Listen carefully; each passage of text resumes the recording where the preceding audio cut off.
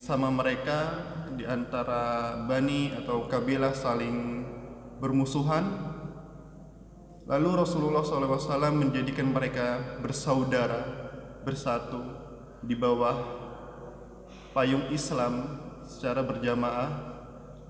Pada tahun-tahun berikutnya, dari kabilah-kabilah yang terpecah ini, bagaimana mungkin bisa mengalahkan imperium seperti Romawi dan Persia, yang mana merupakan kerajaan yang sangat besar dan kuat.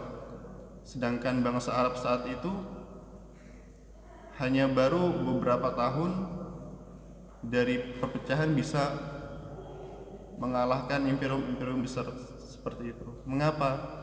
Yaitu karena pada zaman tersebut umat Islam masih kuat dalam persatuan dan kebersamaan, hidup dalam berjamaah, ada permasalahan diselesaikan secara berjamaah. Sedangkan umat Islam pada saat ini bagaimana keadaannya?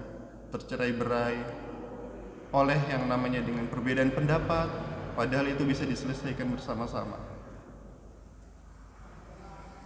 Sedikit saja kesalahpahaman terjadi konflik. Itulah yang membuat umat Islam pada saat ini menuju perpecahan seperti itu. Oleh karena itu, marilah jamaah sekalian Masjid Nurul Ilmi, kita bangun kehidupan berjamaah kita agar kita mendapat berkah kehidupan. Karena Islam juga mengajarkan kita agar hidup secara berjamaah seperti itu. Sebagaimana firman Allah, wa'tasimu bihablillahi jami'an wa la tafarraqu, dan berpegang teguhlah kamu semua pada tali agama Allah dan janganlah kamu bercerai-berai. Dan janganlah tercerai-berai. Nah, disinilah kita ketahui bahwa Allah juga memerintahkan kita untuk hidup secara bersama-sama, dan hidup secara berjamaah seperti itu. Dan di antara berkah hidup secara berjamaah adalah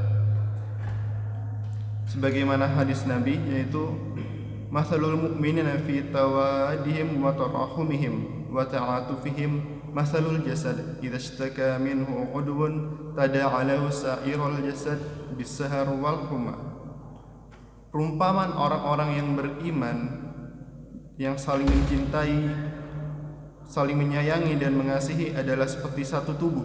Bila ada salah satu anggota tubuh mengeluh kesakitan, maka anggota tubuh yang lainnya ikut merasakannya, yaitu dengan tidak bisa tidur dan merasa demam. Ya, seperti itulah. Berkah yang pertama di antara hidup bersama adalah kita dapat mengetahui perasaan atau keadaan kaum muslimin. Misalnya ada saudara yang sakit atau dalam musibah, kita dapat merasakannya. Kenapa? Yaitu karena kita hidup bersama, kita dapat merasakannya. Nah, dari sini maka timbullah rasa simpati dan saling tolong menolong. Nah, di sinilah kekuatan utama kita hidup secara berjamaah seperti itu. Jadi tidak peduli atau cuek, tidak. Karena kekuatan umat muslim di situ. Hidup secara berjamaah. Nah, di sini.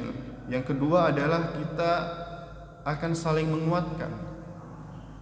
Sebagaimana kita ketahui bahwa orang yang hidup sendiri atau yang hidup secara berjamaah itu sangat beda. Umpamanya seperti lidi. Jika lidi satu mudah dipatahkan, akan tetapi jika secara bersama-sama pasti akan susah seperti itu. Perumpamaan lain misalnya mungkin rumput. Jika kita mencabut rumput kalau satu, alhamdulillah mudah.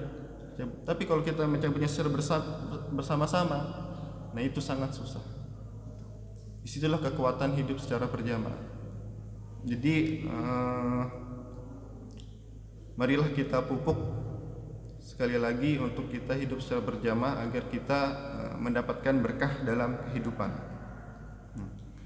Yang ketiga adalah kita akan menciptakan yang namanya kehidupan untuk saling mengingatkan.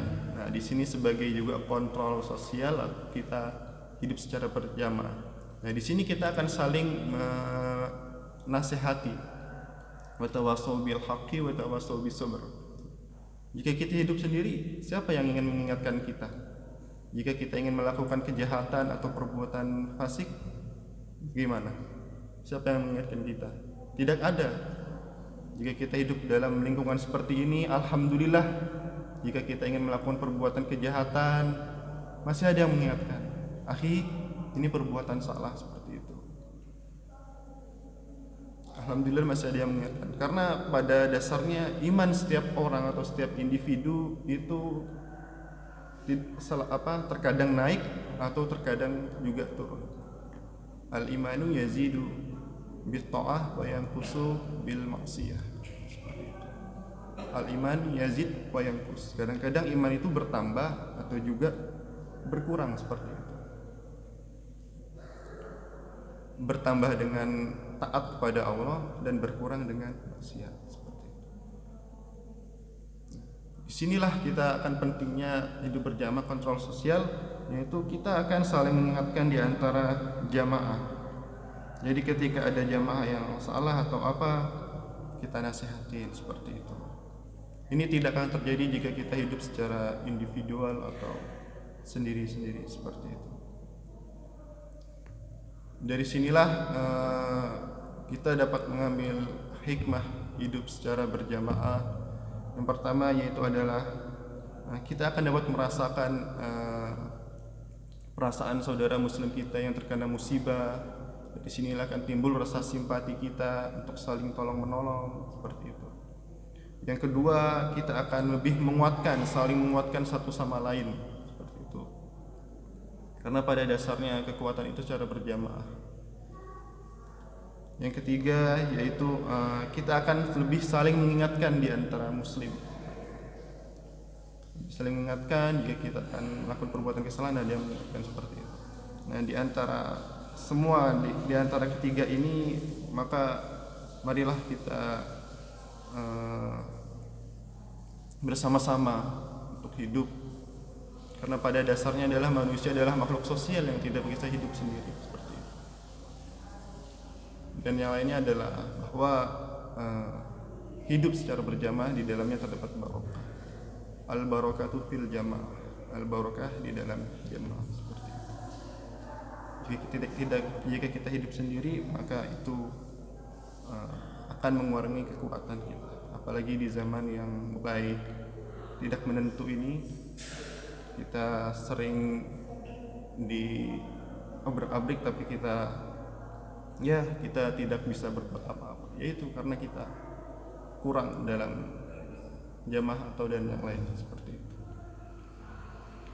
Ya, mungkin sekian yang dapat Ana sampaikan. Jika ada kurang dan lebihnya mohon dimaafkan.